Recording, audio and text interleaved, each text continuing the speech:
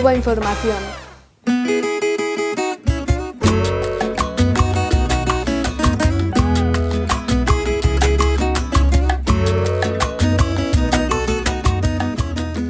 Recomendar un sitio informativo, un centro de pensamiento, una escuela de análisis de situación sobre Venezuela y sobre América Latina. Bueno, pues si a mí me preguntan, yo digo con claridad, Misión Verdad. Misionverdad.com es el sitio web donde están alojados todos los materiales. Y precisamente hoy vamos a hablar con uno de sus fundadores. Diego Sequera, no es la primera vez que vienes por el estudio de Cuba Información y bueno, es un honor para nosotros. Diego Sequera está en una amplia gira de conferencias, de reuniones por toda Europa, Copenhague, París, Ginebra, Viena, Bilbao, Tenerife, bueno. Le damos la bienvenida y vamos a aprovechar para hablar un poco de lo que pasa en el mundo, de lo que pasa en Venezuela, de lo que pasa en América Latina. Vamos a poner un poco el contexto antes de ir a lo que está ocurriendo ahora mismo en Venezuela. Tenemos que recordar que este país sufre desde hace mucho tiempo un proceso, una guerra multifactorial, que me gustaría, si es posible, aunque sé que esto tiene su gran complejidad, que me gustaría si lo puedes resumir un poco. ¿Qué es esto de la guerra multifactorial contra Venezuela? ¿En qué se ha traducido eso? Depende de qué etapa de la historia de la Revolución Bolivariana se puede ver. De todas esas, lo más impactante, lo más eficaz incluso en hacer daño ha sido, por supuesto, el régimen de medidas coercitivas unilaterales, que ya está oficialmente de jure, está por cumplir ya 10 años, una década, desde el 2015, si tomamos como punto de partida el llamado decreto Obama, ¿no? En términos formales. Antes de eso era de facto, de todas maneras. El boicot a la economía, la fuga de bienes, de divisas y luego, posteriormente, de personas por la frontera. Luego los intentos de guerra híbrida en el sentido más de fórmula, ¿no? Si pensamos en Corico, es decir, lo que él llamaba la guerra no convencional más revolución de colores, con una síntesis de todos estos recursos, varios ciclos, y que además ha tenido, y lo estamos atestiguando de nuevo, un tensionamiento extremo, por decirlo de una manera, del propio aparato institucional y de Estado de Venezuela. En algún momento fue secuestrar o intentar secuestrar el poder legislativo, en otro fue, lo sabemos, quizá la aventura más carnavalesca, sonora, miserable también, que fue la presidencia, entre comillas, de la presidencia imaginaria de Juan Guaidó. Y ahora estamos viendo cómo el enfoque, que no es exclusivo, pero cómo el punto de partida está ahora en el poder electoral, de alguna manera, ¿no? Cómo quieren desconocerlo y transferir traumáticamente la legitimidad esencial de una institución, de un poder del Estado a mecanismos foráneos. Bueno, si no me equivoco, el Parlamento Europeo acaba de otorgar el premio Sájarov, una vez más ni menos que a Edmundo González y a María Corina Machado.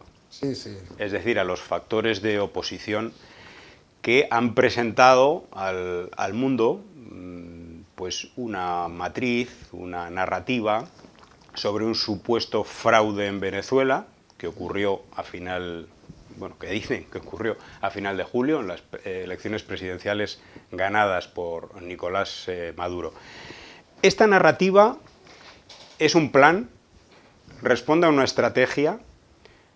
¿Quiénes son los actores y factores políticos que han armado esta estrategia, que están detrás de ella? Y digamos, ¿qué fases tiene? Vale, bueno, en primer lugar, esto es como, si hay una lista de ítems con los que tiene que cumplir, el premio Sájarov es uno de ellos, ¿no? O sea, también se lo dieron a Leopoldo López, no sé si, creo que a Guaidó también, o lo nominaron, ¿no? O sea, siempre ha habido, es como parte de la estetización de esas figuras, ¿no? ¿Qué ha cambiado? ¿Qué actores están en este momento en contraste con el pasado más reciente, quizás contrastándolo entre las dos administraciones que han pasado por la Casa Blanca en los últimos tiempos, por supuesto la Trump y la actual de Biden entre comillas, por supuesto, vale acotar. Sabemos que Biden, bueno, no está facultado para gobernar y pareciera que Kamala Harris tampoco, ambos por problemas cognitivos de distinta naturaleza, pero hay un aparato detrás de eso, bastante extenso, poderoso, eficiente y amplio. En el caso de y bueno, y está también el modo de aproximación, el caso, para poner de nuevo el contraste, con la administración Trump era directa, gangsteril, incluso por Mampuesto le hizo un favor al mundo de cierta manera porque rompe con la omertad del imperio, o sea, lo simplifican de tal manera que lo convierten en un comportamiento de macarra, para decirlo un poco en términos... Gánster, ¿no? Sí, gangsteriles, exactamente.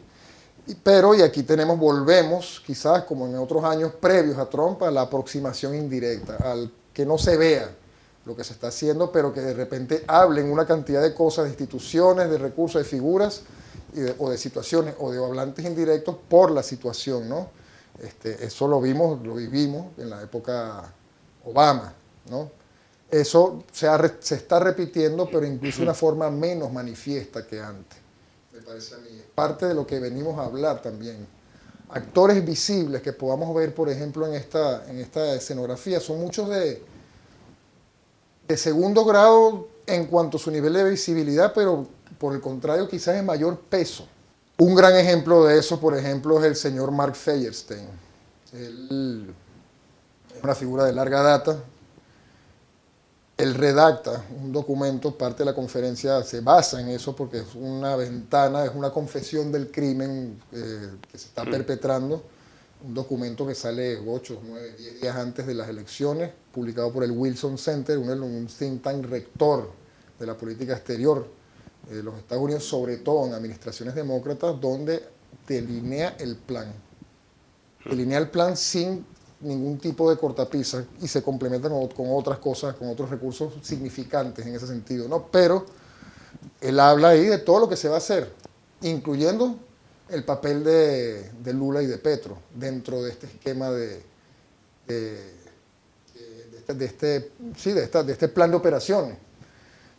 Dice, por ejemplo, el tema del conteo, habla de unos grandes periodistas expertos en materia electoral, se lamenta de la no presencia de una embajada de los Estados Unidos en Venezuela para recabar información, que lo dice todo.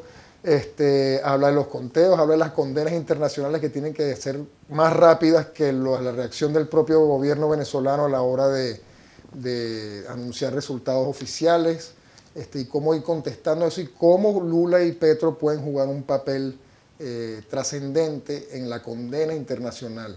Es decir, un plan el plan, o sea, palabra más, palabra menos, se llama Cómo detener un golpe. El documento como tal es encantador en términos de lectura, o sea, porque además es un hombre de verdad inteligente, un hombre que conoce, que además juega con otros contextos venezolanos, nos vincula de alguna manera, nos asocia por manpuesto con Bolsonaro en el contexto postelectoral respecto a Lula 2020-21, nos asocia como los malos en el caso de Guatemala, con el caso de Arévalo, y destaca y se autocongratula el papel de Estados Unidos en todas estas situaciones, en las maniobras diplomáticas para evitar cosas, ¿no? Habla el Centro Carter, del papel que jugará el Centro Carter en todo esto. Es decir, están todos dispuestos el tablero que lo puedes complementar con lo que siempre ha dicho María Corina Machado que va a hacer y cómo es su propuesta de Súmate. Hay videos que están circulando, también forma parte de esta conferencia, que son de 2008-2009, donde hablaba exactamente de lo que hicieron. Es decir, no es, esa parte por supuesto no la dice así, pero porque tenemos el tema dudoso y trucho, digamos, de las fulanas actas, que además es una mistificación de lo que son las leyes electorales venezolanas, pero dice, bueno, una página web donde tú tomas una foto, tú tienes tu voto ahí porque desconfías, o sea, el plan desde siempre. Resulta que también, o sea, cómo juegan estas dos cosas y cómo hay un tercer factor fundamental en esto, que son las medidas más de fuerza, tanto cibernéticas como en la calle. propiamente y quiénes son los encargados de llevarla a cabo. En este caso, como se vio, como existe abundante registro de grupos del crimen organizado. Entonces, todo esto puede considerarse un hackeo integral de la realidad, masivo, un ataque cognitivo, en todo el sentido, con todos los elementos e implementos para producir finalmente algo que le importa mucho a la lógica demócrata, a la lógica liberaloide, a la lógica incluso progre de lo narrativo, de la narrativa, de los modos de representación y de percepción y de percibirse. Entonces todo eso está operando ahí y por eso uno habla de un hackeo integral, un hackeo ya no del ámbito exclusivo, aunque por supuesto también, y a qué escala, de lo cibernético. Pero eso es, entonces, y refleja fiel al estilo metodológico de una administración demócrata. Vale decir también, para cerrarte el punto ahí, Mark Feierstein fue, por ejemplo, desde la USAID, fue el padre de la ONGización de Nicaragua en los 80. Él también hace trabajo de consultoría, él trabajó incluso en encuestas para RCTV, él trabajó con Greenberg, Quinlan y Rosberg, una firma de relaciones públicas que se encargó, por ejemplo, de hacer el lavado de cara a BP luego del desastre ecológico en el Golfo. Asesoraron la primera campaña de Enrique Capriles en Venezuela contra el comandante en 2012. Él fue también consejero senior para Latinoamérica del Consejo Nacional de Seguridad. Y otra figura, corto, que también es importante considerar que tampoco ha sido tan visible, es Marcela Escobari. Marcela Escobari fue por mucho tiempo y fue la primera en delatar el interés y la forma de concebir las elecciones en Venezuela. Ella fue administradora adjunta de la USAID para América Latina. Actualmente es la asesora senior también del Consejo Nacional de Seguridad para migración. Te dice cosas que no están, o sea, atando cabos, uniendo los puntos. Hablemos un poco de perspectivas a corto en Venezuela. El presidente Nicolás Maduro será investido en enero. Sí. Y ahora, en muy pocos días, serán las elecciones en Estados Unidos, las elecciones presidenciales. ¿Qué análisis puedes hacer de estos dos elementos combinados y qué es lo que puede pasar en Venezuela? Bueno, en Venezuela ya están pasando cosas, solo que no han tenido éxito hasta ahora, ¿no? En este marco temporal que va desde los primerísimos días de agosto a la fecha, por ejemplo, hubo un intento de gran apagón. De hecho, no uno, o sea, uno que tuvo cierto éxito, hasta limitado, pero lo tuvo, y otros intentos más limitados posteriormente. Apagones con el propósito de exacerbar y que además evocan el gran apagón, o los dos grandes apagones, porque fueron uno consecutivo tras otro en el 2019. Este duró un día apenas, pero sí paralizó brevemente al país. Sin embargo, era sorprendente ver cómo la gente hacía su vida normal. Dentro de lo que cabe, pero lo hacía. La calle estaba full, no estaba paralizada, no había problemas en ese sentido, no hubo problemas sociales ese día, por ejemplo. Y luego tenemos algo más delicado, que es las distintas aventuras de carácter paramilitar que han sido develadas, que están siendo investigadas, que paulatinamente enseñan más información o incluso nuevas detenciones. Pensemos en hace ya poco más de mes y medio, si no me equivoco, las fechas las tengo un poco trastornadas en este momento, pero detuvieron incluso un Navy SEAL, o sea, fuerzas especiales de élite de los Estados Unidos, activo como líder de un esquema también paramilitar de infiltración de operación encubierta dentro de Venezuela. Se incautaron alrededor de 400, esa primera etapa, 400 fusiles de asalto. Todas las personas involucradas tenían que ser hispanoparlantes y preferiblemente de tez oscura, mestiza, como el venezolano, la venezolana. Incluye también, hay denuncias hechas recurrentemente al papel del CNI español. Y esto luego ha tenido nuevas revelaciones que se siguen investigando, se han hecho públicas con otros actores, un puertorriqueño, por ejemplo, infiltrándose en grupos religiosos en la frontera colombo-venezolana en el estado Zulia, actores venezolanos también, colombianos, y una nueva incautación de armamento. Mucho de este armamento, además, hay evidencias, se han hecho públicas, se fue enviando por partes a Venezuela, de las armas, pues para armarlas posteriormente, y fue supervisado por actores del Departamento de Justicia. Hay registro audiovisual de esto. Entonces, ¿qué quiere decir? Que quedan buscando maneras de precipitar algo dramático que por fin logre armonizar con lo que se está diciendo fuera de Venezuela, con la idea que tienen de que transmiten de Venezuela, y que, por ejemplo, vender como si estuviéramos ahorita otra vez en una situación de disturbios y de violencia y de descontrol y de caos, que no está pasando. Sin embargo, tienes eso, no es una calma chicha si uno es malicioso. Bien, a la par de eso vienen los pasos institucionales, es decir, lo que estamos viendo con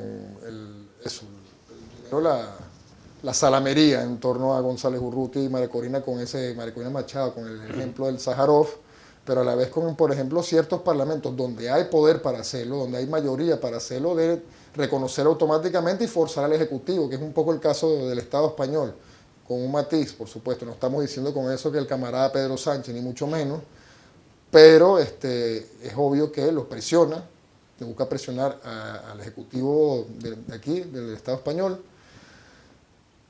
y que a la vez ellos seguramente están esperando, como muchas partes, como muchas capitales europeas, como el propio Parlamento y quizás otros lugares, incluyendo América Latina, de quién llega a la Casa Blanca y por lo tanto cuál va a ser la estrategia definitiva en ese marco.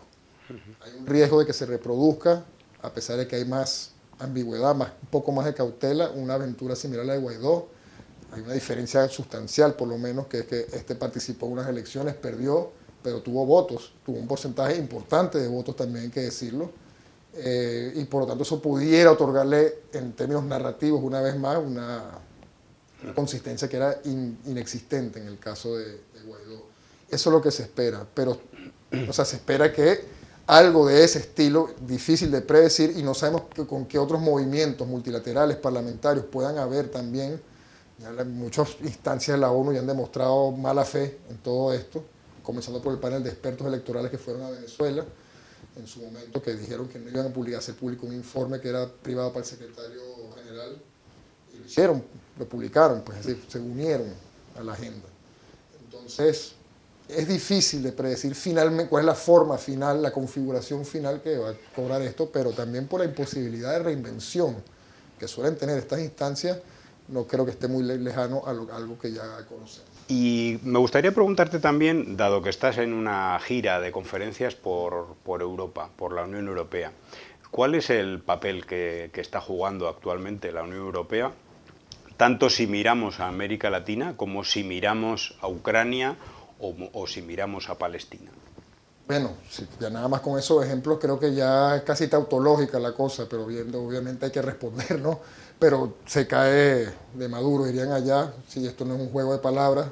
El nivel de subordinación, de complicidad, de ir tan a remolque de lo que le dicen afuera en cualquiera de los tres escenarios ya ni siquiera es decepcionante, es sencillamente humillante y vergonzoso. Estamos viendo, uno siempre, a pesar de todos los matices, uno siempre, o hace mucho tiempo, uno siempre esperaba algo distinto de Europa, así no sea amistoso, pero estamos viendo una subordinación y un papel subalterno y colonizado que cada vez es más acentuado, cada vez es más patético y cada vez es más homogéneo con lo que decía hacer esta unión. Y además es trágico porque uno sabe, por intuición simple, que en lo más privado ellos saben que primero que no hay nada respecto a Venezuela, por ejemplo, que no hay nada respecto al resultado electoral, que no hay nada sustancial a las denuncias que trataron de hacer, que además no las viabilizaron en el contexto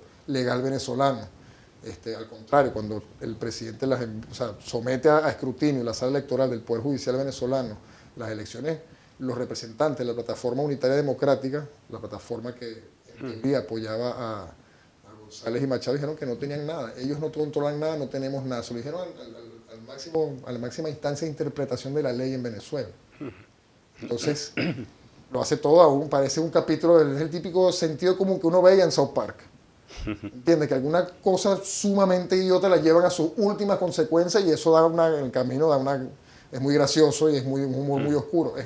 Yo no lo veo muy distinto.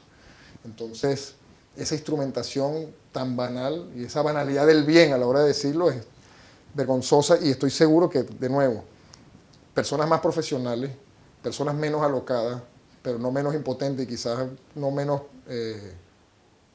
cobardes, no hacen lo que tienen que hacer y luego le dejan también el papel a fanáticos de la talla de Ursula von der Leyen o bueno, el señor Borrell, que es de nuevo vergonzoso lo que hace. Y bueno, y eso es Venezuela, que Venezuela tenía mucho tiempo lejos del primer plano. Volvimos de repente sin que nos interesara volver, y menos en estos términos, pero nada más veamos lo de Palestina. No hablemos de Ucrania, porque Ucrania es mucho más, es más nutrido, ¿no? Todos los elementos que hay, es una conversación muy interesante, pero lo de Palestina es brutalmente elemental, primario y básico. Y ahí se cae todo, o sea, murieron los derechos humanos de acuerdo a esa arquitectura institucional, muertos. Y lo mataron en buena parte de la Unión Europea. Bueno, recomendar varios de las investigaciones, de los escritos de Diego precisamente sobre el tema de Gaza, Palestina, el genocidio cometido por el Estado terrorista de Israel. Despedimos aquí esta conversación y bueno, invitar a las personas a que vayan a las charlas, a las conferencias de Diego Sequera, y sobre todo invitar a la gente que visite Misión Verdad, porque realmente va a encontrar, aparte de la verdad, yo diría que muchísimos elementos para encontrar la propia verdad que una persona trata de encontrar cuando rebusca, investiga, cuando se informa sobre lo que ocurre en Venezuela y en otros lugares, sobre todo en Venezuela. Así es, muchísimas gracias. Y visiten la página, pues no podemos... Lo dijiste mejor que lo pudiera decir yo. Es nuestra pequeña contribución y que sirva como una herramienta para no solo para decodificar, sino ver cómo codificamos lo que viene ahora también.